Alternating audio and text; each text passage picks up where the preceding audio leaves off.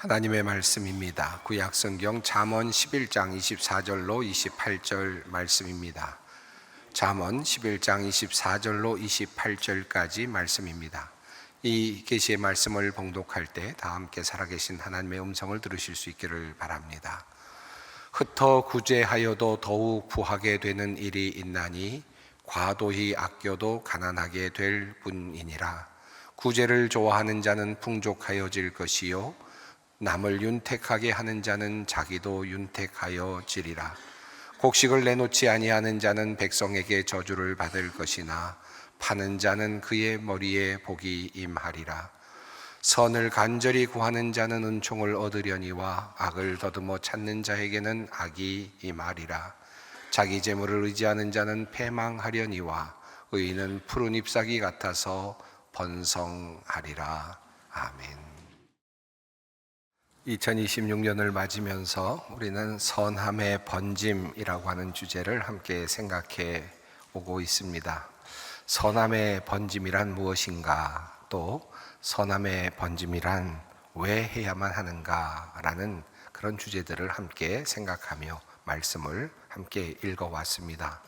오늘은 조금 구체적으로 그렇다면 선함의 번짐을 어떻게 해야 하는가, 어떤 방식으로 이루어 가야 하는가에 대한 말씀을 함께 나누려고 합니다.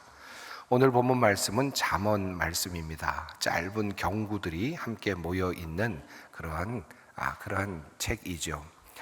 특별히 10장부터 이어지는 내용은 솔로몬의 잠언이라고 불려지는 그런 내용입니다. 그리고 10장부터 11장까지의 내용은 특별하게도 아주 정교하게 짜여져 있는데요, 특별히 악인과 의인의 삶을 대조하는 그런 내용으로 구성이 되어 있습니다. 특별히 11절 앞부분에서는 의인의 내면적인 성품들을 주로 다루고 있습니다. 정직 또는 겸손 또는 또 말, 이런 여러 가지들, 그 성품들을 다루고 있습니다. 그리고 오늘 본문을 비롯한 이 뒷부분에서는 의인의 삶이 돈과 재물이라고 하는 가장 세속적이고 실제적인 영역에서 어떻게 나타나야 하는가를 말씀하고 있습니다. 그러니까 오늘의 본문 말씀은 의인과 악인의 대조의 정점에 있는 말씀이라고 할 수 있겠고, 또한 결론 부분에 해당되는 그런 실제적인 말씀이라고 할 수 있겠습니다. 의인으로서 우리는 선함을 어떻게 흘려보내야 할까? 의인으로서 우리는 선함을 어떻게 시행해야 될까? 특별히 우리들이 가지고 있는 재물이라고 하는 것을 재료로 해서 그렇게 성경은 우리에게 말씀하고 있습니다. 본문은 크게 두 가지 흥미로운 방식으로 이야기를 전개하고 있는데요, 우선 본문은 형식적으로 매우 정교한 대조법을 사용하고 있습니다. 흩어 구제하는 자와 과도히 아끼는 자, 구제를 좋아하는 자, 그리고 곡식을 내놓지 아니하는 자, 선을 구하는 자와 악을 더듬어 찾는 자, 재물을 의지하는 자와 의로운 자를 대조하면서 이야기가 전개되고 있습니다. 또 한 가지 흥미로운 점은 24절부터 28절의 내용이 재물과 관련된 내용을 다루고 있으면서 그 묘사를 식물의 생태계를 가지고 설명을 하고 있다라는 것입니다. 즉 24절에서 누군가가 씨를 뿌리는 것으로 나타납니다. 또 26절에서는 누군가가 먹을 곡식을 나누어 주는 모습이 나타납니다. 또 28절에는 푸른 잎사귀를 가지고 번성하는 식물이 묘사되고 있습니다. 씨, 곡식, 그리고 푸른 잎사귀를 가진 번성한 나무의 이미지를 사용하면서 재물과 관련된 주제를 다루고 있는 부분이라고 말할 수 있겠습니다. 오늘 본문 말씀은 실은 23절 바로 앞절부터 시작이 됩니다. 의인의 소원은 오직 선하나 악인의 소망은 진노를 이루느니라. 이렇게 의인이라는 단어로 시작이 되고요.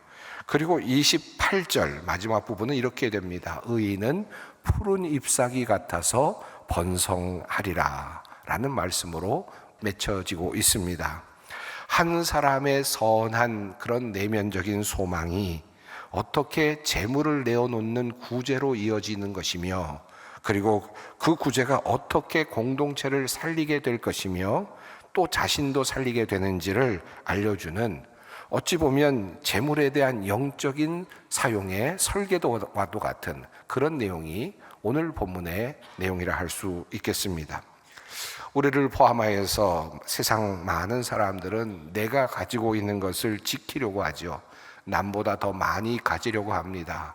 재산을 축적하고 그리고 그것을 가지고 더 큰 힘을 가지려고 노력하며 살아갑니다. 그래서 우리는 늘 계산을 합니다. 내가 이만큼 주면 나는 얼마를 얻을 수 있을까를 생각합니다. 또 무슨 일을 하든지 내가 손해보는 것은 아닌가라고 하는 생각을 하면서 일들을 합니다. 그런데 성경은 우리에게 말합니다. 흩어 구제하여도 더욱 부하게 되는 일이 있나니 과도히 아껴도 가난하게 될 뿐이니라. 구제를 좋아하는 자는 풍족하여질 것이요 남을 윤택하게 하는 자는 자기도 윤택하여지리라. 어떻게 이런 방식이 성공의 방식이 될 수 있을까? 어떻게 우리의 삶을 푸른 나무의 잎사귀처럼 만들어주는 것이 될 수 있을까? 하나님의 말씀에 그 논리를 따라서 오늘 본문을 하나씩 그 원어를 따라가면서 한번 살펴보려고 합니다. 먼저 24절을 봅니다. 흩어 구제하여도 더욱 부하게 되는 일이 있나니 과도히 아껴도 가난하게 될 뿐이니라. 언뜻 보면은 이 말이 어떤 의미인지 자세히 그 씨 뿌리는 의미가 잘 드러나지는 않지만, 여기서 흩다라고 하는 단어는 히브리어로 파자르라고 하는 단어입니다. 이것은 농사적인 언어입니다. 농부가 풍성한 수확을 기대하면서 사방으로 씨를 뿌리는 행위를 표현하는 단어입니다. 이스라엘을 포함한 고대 근동에서는 그 농부들이 씨를 뿌릴 때 씨앗 주머니를 어깨에 메고 그리고 또 밭을 여러 곳 가로지르면서 손으로 씨를 흩뿌리는 그런 방식으로 씨를 뿌리곤 했습니다. 조심스럽게 우리처럼 그렇게 흙을 파고 그리고 씨를 하나씩 묻어 넣는 것이 아니라 바람과 손목의 어떤 그 반동을 이용해서 씨앗을 사방으로 흩뿌리는 그런 방식으로 씨를 뿌리곤 했습니다. 그러다 보니까 때로는 씨가 거친 토양에도 들어가고 또 돌짝밭에도 종종 들어가는 일들이 있었습니다. 예수님께서 말씀하신 씨 뿌리는 자의 비유가 바로 그와 같은 정황을 우리에게 잘 알려주고 있죠. 아마도 농부에게 흩뿌리는 이 씨는 두 가지 의미가 있었을 것입니다. 한편으로는 내가 만약에 이 씨를 지금 뿌리지 않는다면 그에게 오늘 양식이 될 수도 있는 그런 곡식이었을 것입니다. 오늘 내 배를 채워줄 양식이 될 수 있었죠. 하지만 지금 농부는 그것을 포기합니다. 그리고 내일의 풍성함을 가져올 투자를 하고 있습니다. 두 번째, 투자의 의미가 있는 것입니다. 만약에 농부가 지금 내가 가지고 있는 이 씨앗이 너무 아깝다라고 생각이 들어서 창고에 꽁꽁 보관하게 된다면 그 씨앗은 결국 어떠한 생산성도 만들어내지 못할 것입니다. 결과적으로는 그곳에 있다가 썩게 될 것이고 아무 쓸모없는 것이 되고 말겠죠. 혹시나 배가 고파서 그것을 그냥 가져다가 먹어버린다면 또한 역시 그에게는 미래의 풍성한 결실은 주어지지 않을 것입니다. 성경은 말합니다. 과도히 아끼는 것이 나를 지켜줄 것 같지만 잘 챙기고 창고에 넣어두는 것이 무언가 큰 일을 해줄 수 있을 것 같지만 실제로는 씨를 뿌려야만 미래의 결실을 얻을 수 있다라고 말입니다. 과도히 창고에 넣어두고 그리고 그것을 그냥 묵혀두는 것은 어리석은 일이 될 수도 있다라는 말씀입니다. 반면에 하나님의 약속을 믿고 흩뿌리는 자에게는 노샤프 오드라고 하는 그런 축복이 주어집니다. 더욱 더하여지는 복이라고 그렇게 설명할 수 있겠습니다. 이 단어는 수동태의 의미를 담습니다. 내가 노력해서 버는 것이 아니라 더하여진다라고 하는 그런 뜻입니다. 아마도 여기까지 이야기를 들으시면 아마 많은 경제 활동을 하시는 분들은 이것이 우리들이 하고 있는 경제 활동과 무척 닮아 있다라고 그렇게 생각하실 것입니다. 내가 가지고 있는 재물이 있습니다. 그것을 그냥 놓아두면 그냥 있을 뿐이죠. 그리고 때로는 내가 그것을 소비해버리면 그냥 우리의 미래는 없어집니다. 그럼에도 불구하고 내가 가지고 있는 재물을 적당한 곳에 잘 그렇게 흩뿌리면, 그래서 투자를 하면 언젠가는 좋은 것이 되어서 나에게 돌아올 것이죠. 어찌 보면 이 모든 이야기에서 한 가지 단어만 빼면 우리 경제 활동을 하는 모든 분들에게는 아주 적합한 그러한 하나의 경제 상식이 될 것입니다. 구제라는 단어를 투자라는 단어로 바꾸기만 하면 말입니다. 자, 그런데 성경은 이 말씀을 하면서 투자라는 말씀을 하지 않고 그곳에 구제라는 말씀을 넣고 있습니다. 자, 그리고 이렇게 구제를 흩뿌리듯이 하는 사람을 네페시 베라카라고 다시 고쳐서 말하고 있습니다.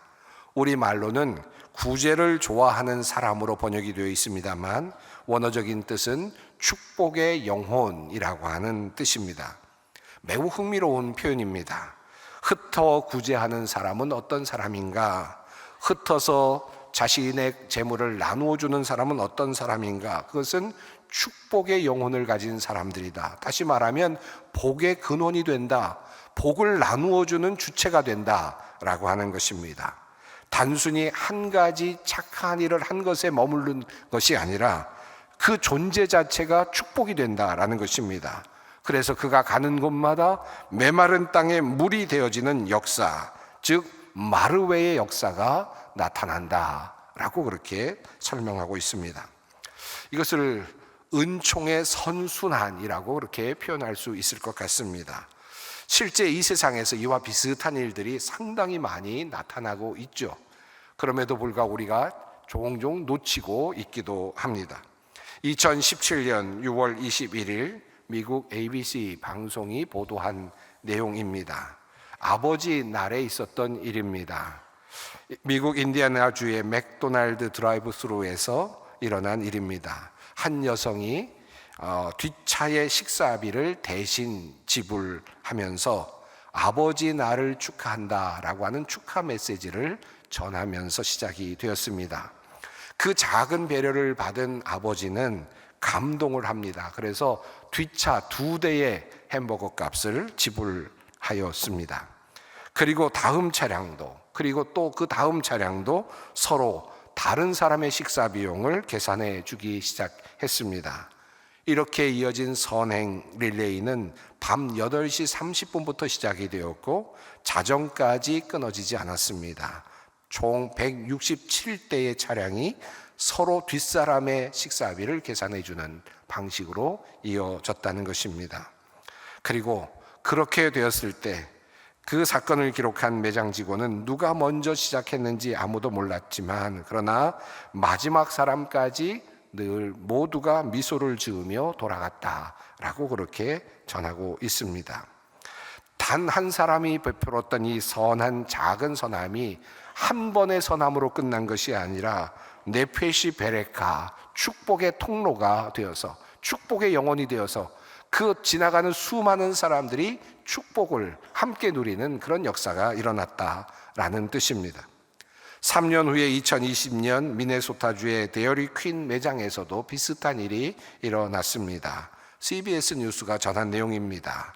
누군가 시작한 이 릴레이가 심지어 이틀 반 동안이나 이어졌다는 것입니다.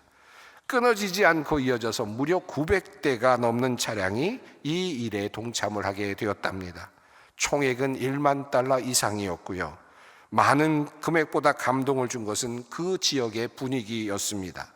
매장 매니저는 누군가가 계산해 준 영수증을 건네받는 순간 손님들의 표정이 확 바뀌었습니다. 그리고 대부분 곧바로 뒷차의 주문을 계산하며 함께 기쁨을 나누기를 원했습니다 라고 그렇게 전하고 있습니다. 처음 한 사람의 선한 베푼 행동이 작은 하나를 넘어서 온 지역사회까지 전체 공기를 바꾸어 놓았던 그러한 사례였습니다. 그런 것을 전했던 CBS 뉴스의 그 날짜가 언제냐 하면 2020년 12월 21일입니다.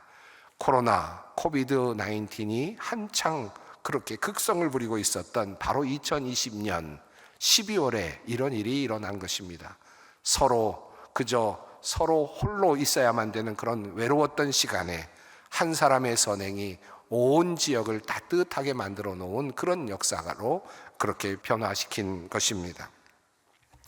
이어지는 이 말씀 속에 두 가지 또 다른 단어를 함께 생각해 볼 만한 것이 있는데요. 26절과 27절에 매우 흥미로운 두 단어가 나옵니다. 미슈비르라고 하는 단어입니다. 이 단어는 곡식을 판다라는 단어입니다. 이것은 장사한다, 이익을 챙긴다라는 의미를 넘어서 필요할 때의 곡식을 유통시킨다라고 하는 뜻을 가지고 있습니다. 이 단어는 흉년의 때에 요셉이 창고를 열어서 곡식을 공급했을 때 사용되었던 단어이기도 합니다. 곡식을 창고에 그냥 가두어 놓지 않고 필요할 때 시장에 내어놓아서 사람들이 그것을 사용하고 먹을 수 있도록 유통시킨다라고 하는 그런 뜻입니다. 구제가 바로 그러한 것이다 라는 뜻이기도 합니다. 은혜의 주머니를 내 주머니에 그냥 놓아두는 것이 아니라 시장에 유통시켜서 그것이 만들어내는 생산성을 함께 경험하도록 하는 것이라고 할 수 있겠습니다. 27절은 이런 사람을 쇼케르라고 그렇게 부르고 있습니다. 새벽부터 성실히 찾는 사람이라는 뜻입니다. 그 바로 뒤에 토브라는 말이 나오니까 선을 새벽부터 성실히 찾는 자라고 하는 그런 뜻입니다. 새벽부터 아침 일찍 일어나서부터 생각하는 것이 내가 이제 오늘 무슨 선한 일을 할까라고 생각한다는 것입니다. 이런 선한 일을 구상하는 사람들, 한마디로 말하면 공격적인 선행을 하는 사람들이라고 할 수 있겠습니다. 때로 우리는 이런 아름다운 선함과 반대되는 그런 경험들을 할 때가 있습니다. 아름다운 이러한 선순환을 가로막는 우리 안에 미묘한 걸림돌과 같은 것들을 경험할 때가 있습니다. 그저 교회를 예를 한번 들어보면 이런 이야기를 드릴 수 있을 것 같습니다. 교회 사역을 하다 보면 종종 이런 말을 들을 때가 있죠. 집사님, 너무 과하게 헌신하지 마십시오. 그러다 보면 못하는 사람들을 혹시 소외감을 느끼도록 할지 모릅니다. 그러니까 좀 천천히 조금 작게 하세요 라고 하는 이야기를 들을 때가 있습니다.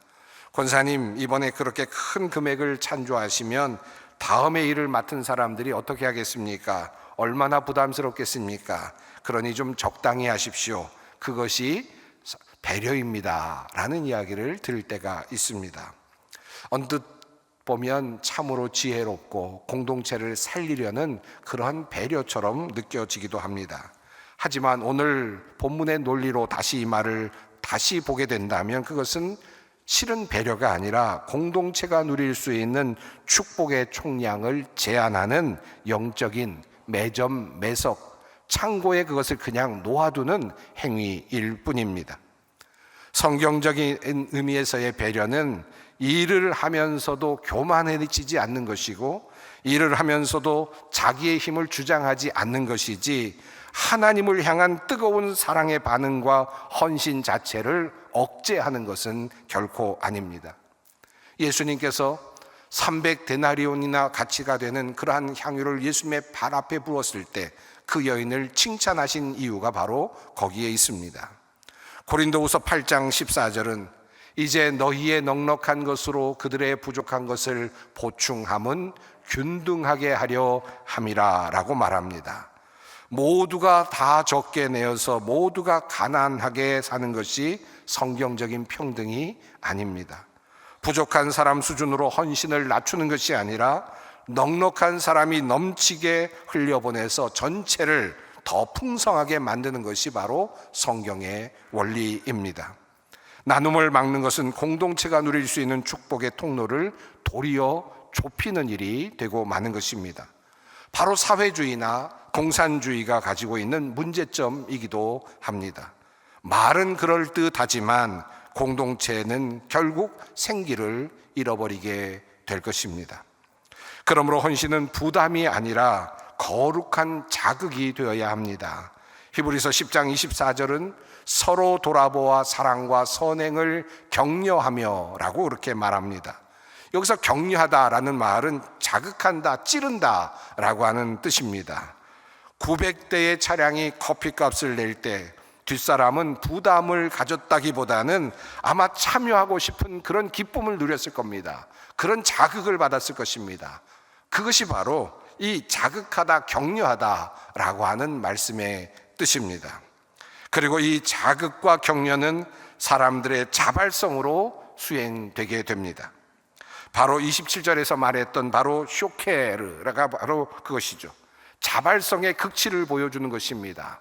다른 사람이 하니까 하는 것이 아니라 새벽에 일어나면서부터 내가 무엇을 해야 될지를 찾는 것, 새벽에 일어나면서부터 내가 무슨 선한 일을 하는 것이 좋을까, 어떻게 하면 내가 사람들을 도울 수 있을까, 내가 어떻게 하면 아침에 일어나면서부터 내 아내를 도울 수 있으며 내 남편을 도울 수 있으며 내 주위의 친척들을 내가 어떤 선한 일을 해서 도울 수 있을까, 그렇게 몰입하는 것, 이것이 바로 자발성이고 선함의 번짐의 출발점입니다.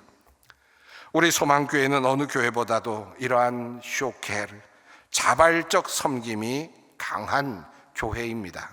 그리고 이러한 모습이 우리 소망교회를 지금까지 은혜롭고 사랑스러우며 칭찬받을 만한 교회가 되게 하였다고 저는 생각하고 있습니다.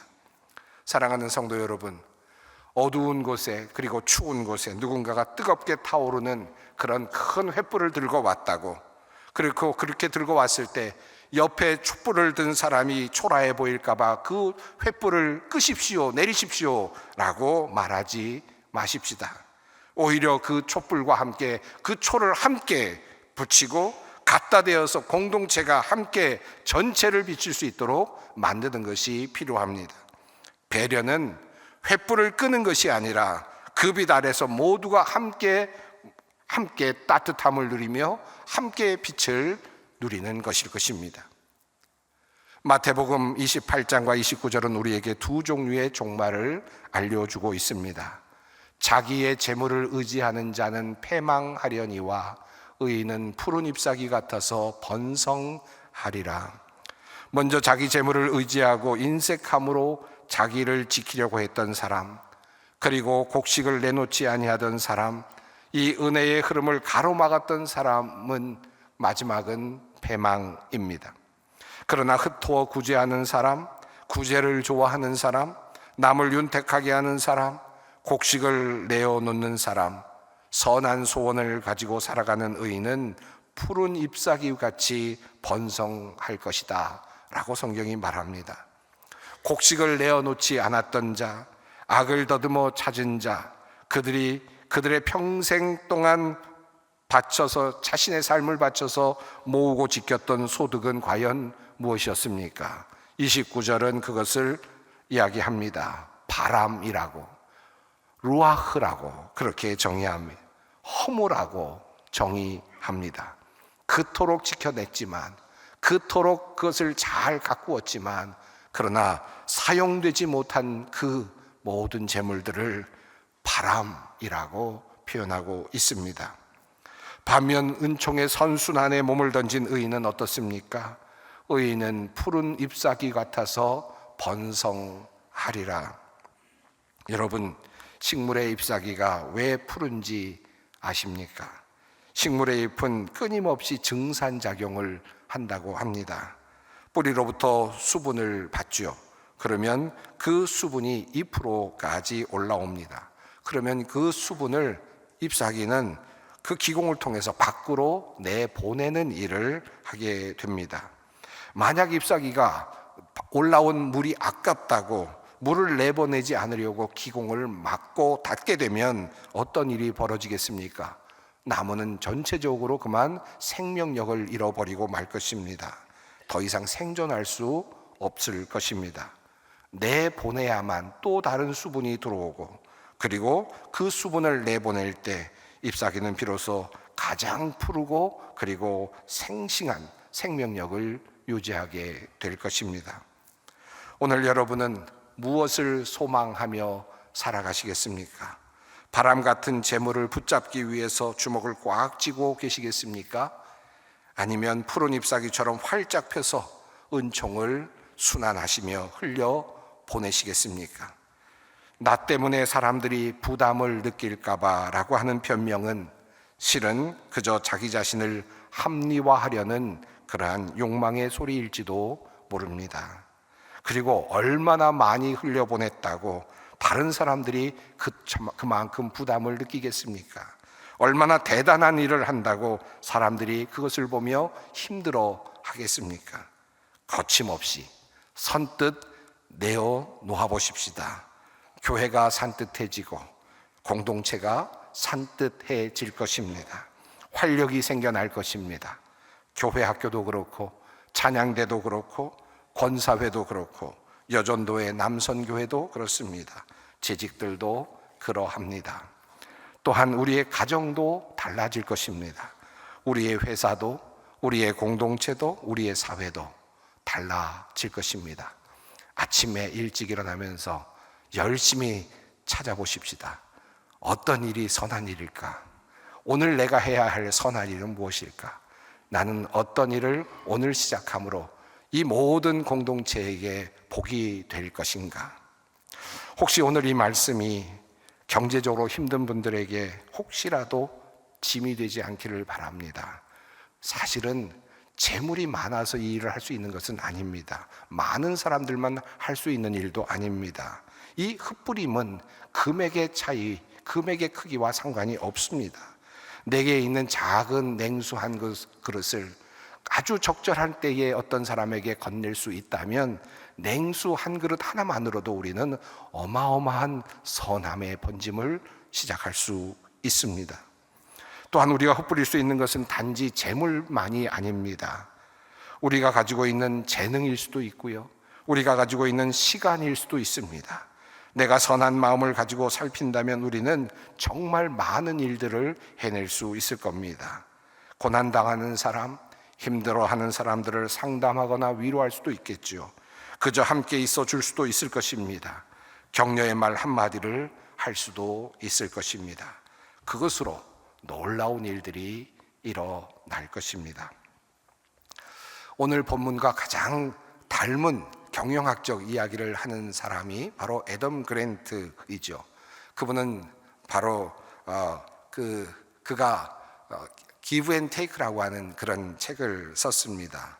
그가 그의 책에서 최고의 기버로 꼽은 사람이 하나 있습니다. 바로 그분은 벤처 캐피털리스트 아담 리프킨이라고 하는 분입니다. 그는 포춘지가 선정한 가장 인맥이 넓은 사람들 중에 하나로 꼽히는 사람입니다. 그가 어떻게 그렇게 인맥이 넓은 사람이 되었을까? 그리고 대단한 일을 하는 사람이 되었을까? 사실 그는 큰 일을 한 사람은 아니었습니다. 그러나 그의 인생에서 단 한 가지 원칙을 가지고 살았던 사람이었다고 합니다. 그저 그분은 매일 5분의 친절이라고 하는 지혜로운 전략을 자신의 인생에 투입하며 살았던 사람입니다. 매일 아침 그는 생각합니다. 오늘은 누구를 도울까? 5분 동안 할 수 있는 도움은 어떤 것일까? 5분이면 자신에게는 충분하지만 다른 사람에게는 인생의 전환점이 될 수 있을 만한 것들을 하나씩 둘씩 찾아서 그것을 해 주었답니다. 예를 들면 구인 중인 친구에게 적합한 인재를 이메일로 알려준다든지, 후배 창업자에게 자신의 시행착오를 한두 가지 알려준다든지, 동료의 업무 능력을 또 어떤 곳에 알려서 추천을 해준다든지 하는 그런 아주 작은 일들이었습니다. 그런데 이 5분의 친절은 거대한 네트워크가 되었고 결과적으로는 수많은 사람들을 함께 이끌어갈 수 있는 그런 존재가 되었다는 것입니다. 물론 우리가 하려고 하는 이 선함은 어떤 대가를 바라거나 구원을 얻기 위해서 하는 일은 아닙니다. 하나님의 은혜, 나 같은 죄인을 살리신 하나님의 은혜에 대한 지극한 감사에서 시작되어야 하겠죠. 하지만 이러한 작은 선함의 행동이 결국 훗날 우리를 지탱하는 거대한 은혜의 그물이 될 수 있을 것입니다. 여러분이 새벽같이 선을 찾아 흩뿌릴 때 하나님은 여러분의 삶을 결코 시들지 않는 푸른 잎사귀처럼 번성하게 하실 것입니다. 2026년 이제 어떻게 해야겠습니까? 선함의 번짐, 은총의 선순환, 바로 그 위대한 흐름에 동참하는 여러분이 되시기를 바랍니다. 함께 기도하겠습니다. 사랑과 은혜가 풍성하신 하나님, 오늘 말씀을 통해 우리를 이기적인 탐욕의 저수지가 아닌 아름다운 은총의 선순환을 이루는 축복의 통로로 불러주심을 감사드립니다. 우리의 인색함과 개선적인 마음을 회개합니다. 남의 헌신을 시기하거나 공동체의 열정을 가로막는 어리석은 자가 되지 않게 하시고 오히려 새벽같이 선을 찾아 나서는 축복의 사람, 축복의 영혼이 되게 하여 주시옵소서. 메마른 이 세상에 하나님의 윤택함을 흘려보내는 복의 근원이 되게 하여 주시옵소서. 우리 주 예수 그리스도의 이름으로 기도드립니다. 아멘.